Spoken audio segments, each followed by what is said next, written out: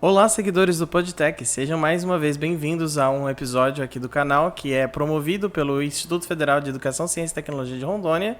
Hoje estamos com o convidado Emerson Pinduca, que é bacharel em administração com ênfase em gestão de sistemas de informação pela AVEC, é mentor comportamental, palestrante e analista, consultor e instrutor do Sebrae e esta semana está participando do encontro Líderes que Transformam 2023. Que vai de hoje a quinta-feira, hoje é dia 12, 13, 14 de dezembro, e é promovido pelo Sebrae em parceria com o IFRE e o programa Cidade Empreendedora. Boa tarde, Emerson. Boa tarde, tudo bem? É uma satisfação estar aqui com vocês, né? Eu que ter essa agradeço. Oportunidade de estar contribuindo um pouquinho mais e falar desse tema tão importante. Obrigado, eu que agradeço. Você é analista e consultor no Sebrae há mais de 8 anos, certo? Exatamente. Você poderia falar sobre a experiência como consultor do Sebrae? Na realidade, é uma oportunidade única, né, que a gente tem. Eu digo que o Sebrae é uma instituição que é única no mundo, só no Brasil a gente tem uma estrutura que é invejada por todos os outros países.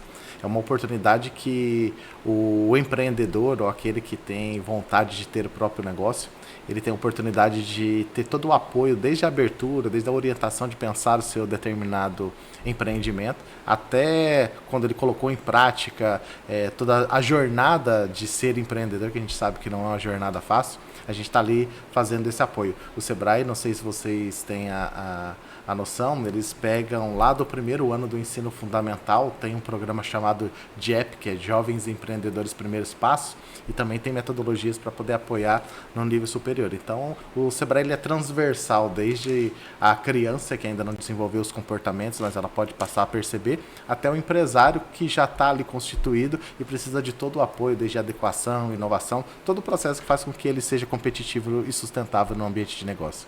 É interessante que você falou que o Brasil é uma espécie de líder nessa iniciativa, né? Não só no Sebrae, como todo o Sistema S, né? Exatamente. Tem muita gente que fica falando, o Sistema S é público. Não, não é público. A gente recebe dinheiro da instituição pública, a gente presta conta como se fosse uma instituição pública, mas nós temos uma estrutura privada, a gente tem as nossas normativas internas, e é por isso que eu falo que é uma oportunidade de estar aqui no Sebrae, fazendo tudo isso que a gente faz. É uma oportunidade de você entregar para a sociedade coisas que são significativas realmente, né? Eu tive várias oportunidades de estar em outros ambientes de trabalho, mas aqui no Sebrae você vê realmente o propósito acontecendo. Interessante que você falou sobre pegar a empresa desde o início, né? Pegar pessoas, prospectivos empresários e conduzir eles, né, pelo processo de abrir uma empresa. O IFRO, se não me engano, tem um projeto parecido, que é a incubadora da Rede Nova, né? Uhum. Que é essa tentativa de... A gente sabe que o trabalho burocrático, né, de abrir uma empresa pode ser muito maçante, a pessoa que não tem instrução pode ter dificuldade. E o Sebrae ajuda muito nisso, né? Exatamente. Essa estrutura, por exemplo, hoje nós temos, através da implementação da Lei 123, a 147 e a 128, várias estruturas do Simples Nacional, que é uma contribuição única mensal, e nós temos o MEI, que é o menor porte que tem. O cara paga R$ 76,00 por mês e ele pode fazer um MVP, um produto mínimo viável, mas já de forma regulamentada, formalizada com o CNPJ. Sim. E a gente faz todo esse acompanhamento com ele. Mas daí quando fala-se da educação empreendedora, que hoje é uma chamada educação que transforma, ela vem com o cunho de que a gente precisa promover não só o empreendedorismo de business, né? Porque nem todo mundo quer ter empresa. Se todo mundo quisesse ter empresa, quem seriam os funcionários dessa empresa? Sim. Então a gente fomenta muito também essa questão do intraempreendedor, né? O intraempreendedorismo, aquele cara que não quer ter empresa, mas é o cara que veste a camisa da empresa e faz a diferença. E também tem a questão do empreendedor social. É aquele cara que não quer ser empregado, não quer ter empresa, mas ele quer ser significativo para a sociedade. Aí ele vira presidente de bairro, de cooperativa, de síndico de prédio, mas de alguma forma ele vai estar contribuindo ali para o bem comum geral. Verdade. Até porque para ser um profissional liberal, por exemplo, precisa ter um pouco de mentalidade de empreendedor, né? Eu acho que é uma das deficiências que tem no âmbito educacional de nível superior, por exemplo, dentista, médico, não advogado. Tem advogado, né, arquiteto, não tem essa pegada mais profunda do empreendedorismo. E aí o profissional sai capacitado na parte técnica, mas na parte de gestão ele está totalmente perdido, né? Então, é verdade. É importante.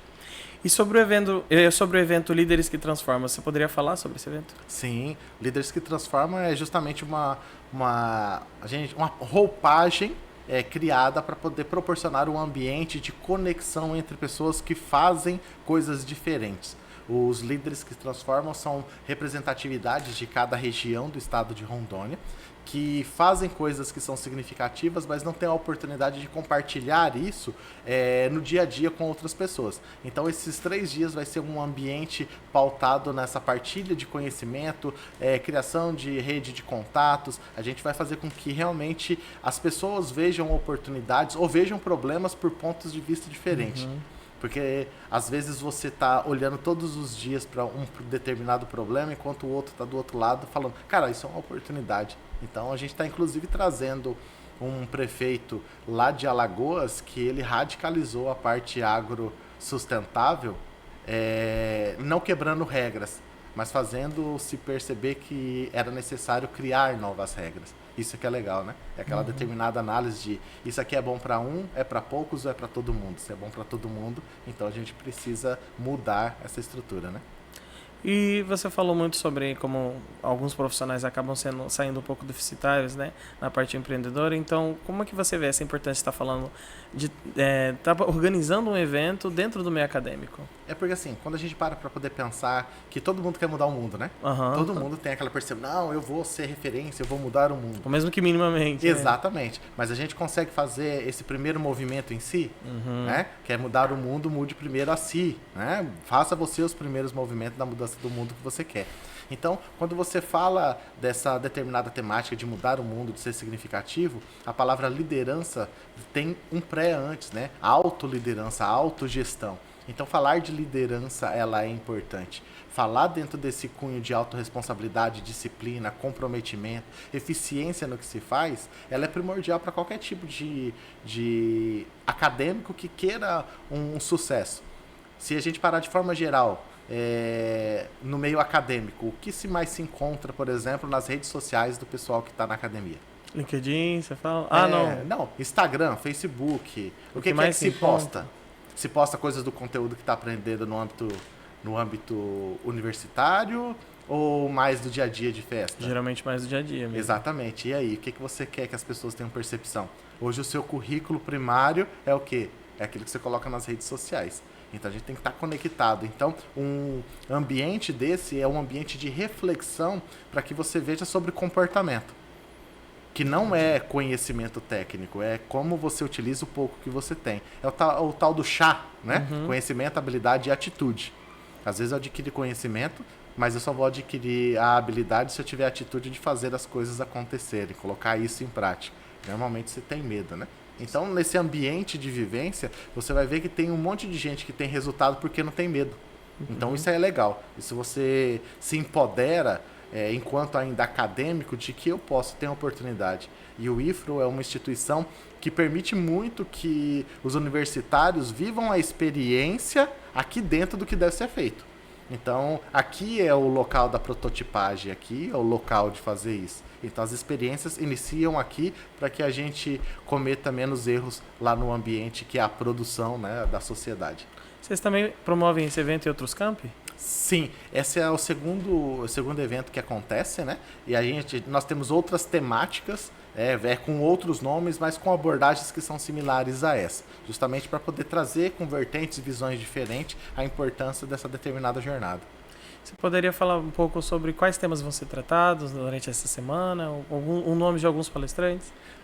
Nós temos palestrantes que são tops, eu vou deixar o pessoal curioso, mas eu vou dizer justamente quais são os temas que vai rolar. Vai rolar como você pode ser um líder inspirador e vai rolar uma palestra mostrando na prática o que o papel de um líder pode transformar uma determinada comunidade. Então, se as pessoas que estão aí nos ouvindo tiverem realmente o desejo de serem líderes transformadores, então aqui o evento é o local para você vir. Você poderia falar sobre o Mindflow Academy que eu vi no seu currículo lá? Tá, essa era uma empresa de desenvolvimento humano que a gente estava administrando, mas como eu tinha que ficar default, né, nesse ano de 2023 agora, em fevereiro, eu acabei assumindo a unidade de articulação institucional na cidade de Porto Velho. Então essa era uma atuação, uma empresa que eu tenho né, que está agora inativa, por conta que eu precisava ser full time para o Sebrae, e acabou que a parte de mentoria eu deixei de lado, que era feita pela então era uma empresa de pela mentoria. Mindflow, exatamente. Ela era a minha vertente de trabalho com essa questão de mentorias comportamentais. Falando um pouco agora sobre o seu trabalho dentro do Sebrae, você é analista, instrutor e consultor. Poderia falar um pouco sobre cada um? Isso. Desde 2017 eu venho mergulhado profundamente em colocar em prática o que há 10 anos eu venho estudando, sobre pessoas. E aí quando entrou o período da pandemia, deu aquele boom daquela palavra chamada inteligência emocional. E eu já estava ali há algum tempo estudando sobre um determinado tema. Então, como algumas pessoas têm receio de colocar a cara para a câmera, né? E aí eu já vinha há algum tempo me preparando para isso, eu fui para a live. Né? Eu dentro do Sebrae eu comecei a fazer palestras online, fazer lives, mediar lives, mediar painéis, e acabou que isso me tornou um palestrante do Sebrae. Entendi. E aí, por conta da temática, que é uma temática que ela é transversal dentro do ambiente profissional, acabou que as pessoas demandam muito, não só palestras, mas treinamentos também em relação a esse determinado tema. Então, acabou-se que, por demanda do próprio cliente, eu acabei me tornando um palestrante dentro do Sebrae. Então você diria que se tornou palestrante de uma forma orgânica. Assim. Exatamente. Eu acredito que eu fui tão cirúrgico ali naquilo que as pessoas necessitavam, que elas sentiram a necessidade de estar mais próximo de mim, não só online. Então eu me senti presenteado com isso. Bacana. Muito obrigado por ter aceitado o nosso convite. Eu adorei conversar com você. Você gostaria de deixar um recado pro pessoal que vai assistir o vídeo? Sim, quero deixar um recado para você e dizer o seguinte, tem uma frase do psicólogo Carl Gustav Jung, que eu acho que reflete muito o que nós, enquanto seres humanos, devemos fazer diante de tudo aquilo que a gente adquire na vida. Ele diz o seguinte: acesse todas as teorias e domine todas as técnicas, mas quando você estiver de frente de uma alma humana, apenas seja outra alma humana. Não interessa o quanto de conhecimento que você tem. Se você não parar para poder ouvir as pessoas, elas não vão conseguir se conectar em você, porque você só vai querer entregar para ela uma receita de bolo e não a simplicidade daquilo que talvez ela esteja precisando. Não é à toa que Da Vinci diz que o mais alto nível da sofisticação é a simplicidade do que se faz, né? Então talvez seja por isso. Foque em pessoas que você já tem sucesso garantido. Perfeito. E é isso, gente. Curtam o vídeo, sigam o canal, ativem as notificações pra gente continuar se vendo, vocês continuarem vendo seus vídeos e ficarem sabendo quando tiver mais entrevistas legais como essa.